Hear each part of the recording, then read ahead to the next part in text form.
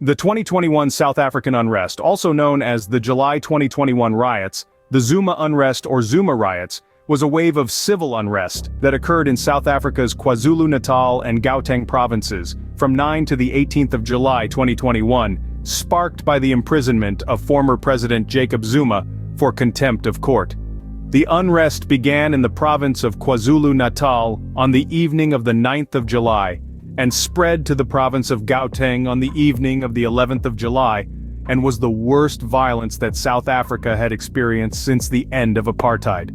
The South African government reported that 354 people had died in the riots. As of the 12th of August 2022, 5,500 people had been arrested in connection with the unrest.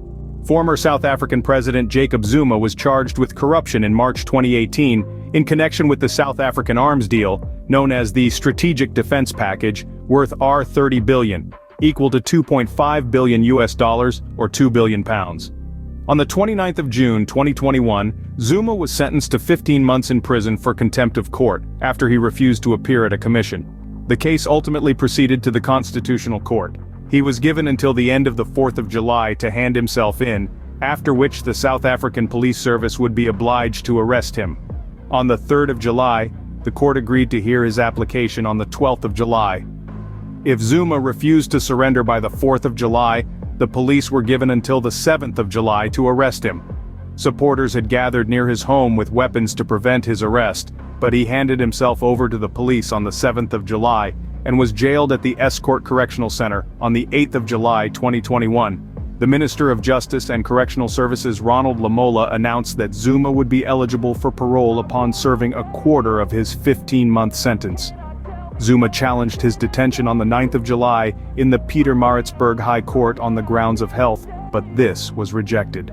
His imprisonment led to violent protests by his supporters in KwaZulu-Natal, which quickly developed into widespread looting in KwaZulu-Natal and Gauteng. On the 9th of July 2021, the same day Pietermaritzburg High Court upheld his conviction and prison sentence, the unrest began. Public violence, burglary, and malicious damage to property were reported in KwaZulu-Natal, with at least 28 people being arrested and a highway being blocked. Initially, the South African Police Service, SAPS, was deployed in the Nkandla district to control the number of protests in the area. On the morning of Monday, the 12th of July 2021, SANDF was deployed in Gauteng and KwaZulu-Natal as part of Operation Prosper. As a result of the state response failing to quell the unrest, private security companies, taxi drivers, armed civilians, had taken on law enforcement duties by protecting businesses and communities.